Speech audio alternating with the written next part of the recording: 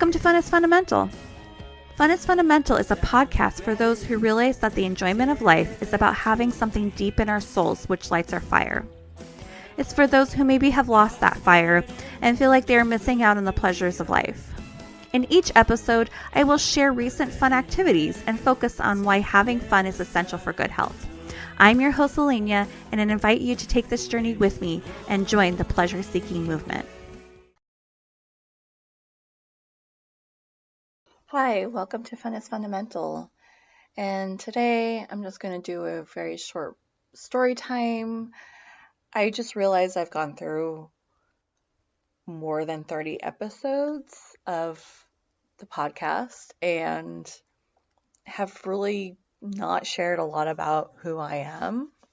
So I'm Lelania. I grew up in the Seattle area with a single mom, and I have a brother who is about 7 years older than me and a sister who's about 10 years younger than me.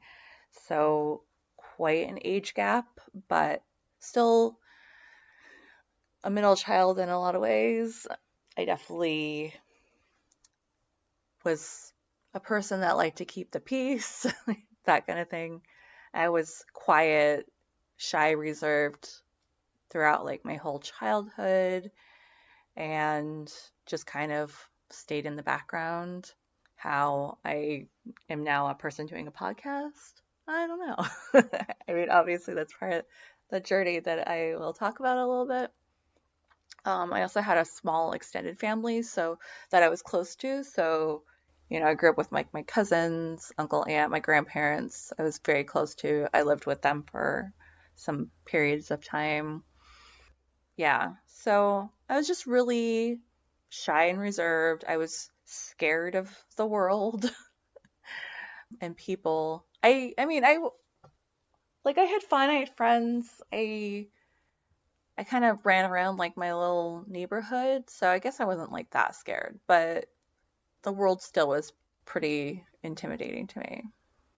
So I was just really try to fly under the radar.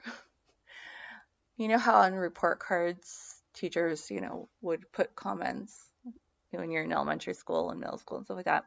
I always just got a pleasure to have in class.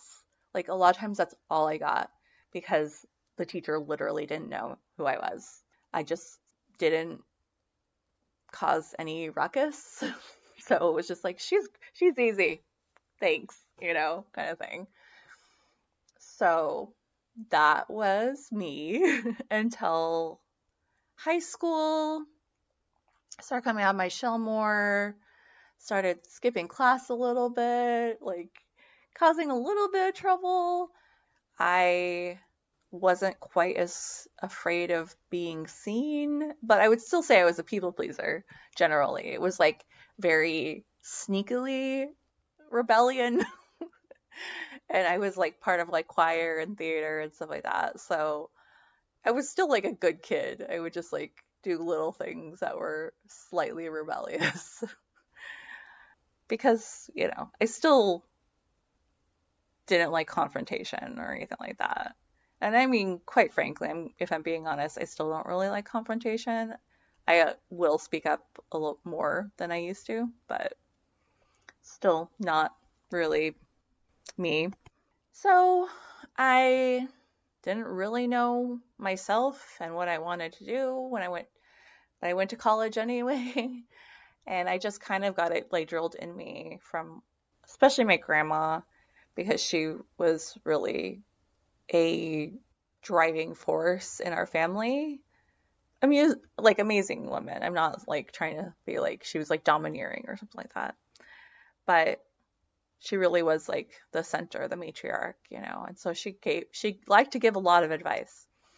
So she always really drilled it in me that I need to do something practical, like I liked doing like the choir and theater and stuff like that, but obviously that's not practical. And I mean, quite frankly, it wasn't. And I wasn't like a really highly driven person, so I couldn't have gone into those careers if I'm being honest, because you really have to like be a hustler, I think, to make it in those kind of industries. And I wasn't at all. And I still am not. I'm not a hustler. That's why I like barely post to like social media and you know. Anyway, I I thought maybe I'd be a teacher. I also thought of like being a librarian. I love the library. I still love the library, but I remember like I was going to be a teacher, but then they like dropped the teaching kind of program that at my like community college. So I was like, okay, I'll just study history. I don't know what I'm going to do with that. Like I thought of like museum, like working in a museum or something like that, which I still think that would be a pretty awesome job. But, maybe you have to be a hustler for that too. I don't know.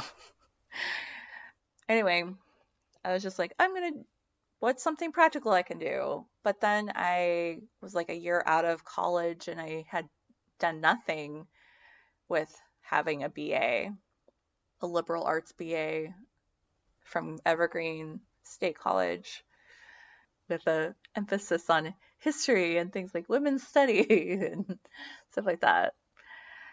So I just was really stuck. And so I decided to go teach English in Korea. And I did that for like 2.5 years. And then I came back and I was like, I don't know what I'm going to do. So I just decided to go abroad again. I went to Ecuador and taught there for another year. And in that time, I, of course, did like a lot of traveling. When I was in Asia, I went to India, Japan, a brief time in China, Thailand. Oh, I really like Thailand. Malaysia. I think that's it. Definitely other Asian countries I'd love to go to. Yeah, I think one of my favorite trips was Thailand and Malaysia. I did those back to back together. That was really fun. And I've been to Japan quite a few times, but I want to go back to Japan and see more of it because I only saw like Tokyo and Fukuoka, and that's how you say it. So didn't see enough. And then I went to Ecuador and didn't have much money, so I didn't actually see like any of South America, which is a shame. So yeah. Then I came back, didn't know what I wanted to do, and my grandma was like, hey, have you looked into Montessori teaching? And I was like, nope. It's like, I read about it. I was like, well, this seems like a pretty cool philosophy. And I did the training and I was a Montessori teacher for 10 years. Is that the path I would have chosen for myself? Maybe not. And I really found myself after 10 years, feeling really stuck. Like I definitely get really set in my ways. Like most jobs I've had them for several years, like, 4, 5, 6 years, like that kind of thing. And so the idea of changing from doing that was really scary, but I knew it was something I needed to do. Anyway, so I don't know. I guess long and short of it, I started this podcast because I have felt very stuck and comfortable, like overly comfortable to the point where I'm just like, I'm so bored that it's like, what's the point kind of thing. So, this podcast, as much as obviously I want it to be something to help other people and inspire other people, if I'm being honest, it's also just to be the kick in the ass that I need because I get very, very stuck in my ways. Like I'm very, very much of a Taurus, like I'm just like so stubborn. Like it's so hard for me to like the inertia of being in in my spot is very strong. And so I think that obviously people do, even when people are doing things for other people, they're still doing something for themselves. Like our actions, we are all self-interested, and if it's sometimes it's just to make you feel good, it makes you feel good to help other people. But sometimes, we get so into people pleasing that we lose sight of ourselves, that kind of thing. So I'm doing this podcast as much for myself to keep me accountable and moving forward and not stuck in my ways, which I get so stuck, as I am doing it for other people. But I hope that my struggles to, do anything, can help someone else. For the last 10 plus years, I have felt quite stuck, if I'm being honest. Like ever since I've been back in the United States, I've just been complacent and like sedentary. Obviously my life has moved forward some. Like I feel very happy in my, relationship with my husband and my friendships. Like I'm not like trying to make it sound like it's all bad, that I'm really stuck. I generally think I have a good life. Maybe that's why I've let myself be kind of stuck. I keep on saying the word stuck. What are other words that I could use? I'm I'm stable, inflexible,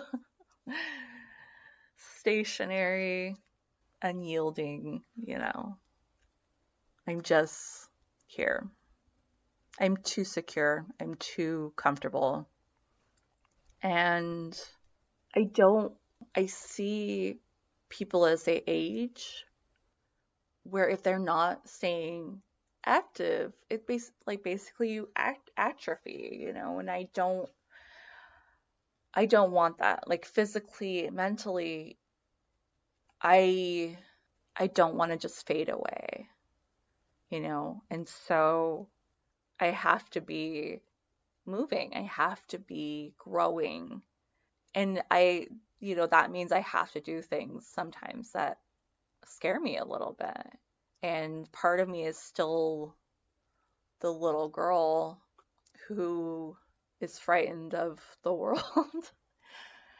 Like I'm kind of scared of everything sometimes. And there's still parts of me that I'm like, I don't even like sometimes I don't even know what I want or myself and also still because I've had decades of trying to please other people. And so you kind of lose yourself. So the long and short of it is I want to continue to do things that push me outside of the place where I feel comfortable and to help me grow and learn and, to be okay with doing something that I don't enjoy, like that kind of thing. Anyway, I hope that this episode has helped you to understand me and where I'm coming from and why I'm here and what hopefully I hopefully something that I have to offer other people. Like if you see yourself in my story and want to get in motion a little bit more, then yeah, I hope this helps. I hope you have a good week. Have some fun. Get out of your comfort zone. Like, rate, and review. And oh, also, to get out of my comfort zone, I am going to try to post to social media every day for the month of September. So Look out for that. All right. Also, while starting a new job this month, it'll be great. I'll have a lot on my plate. It'll be great. All right. Love you. Bye.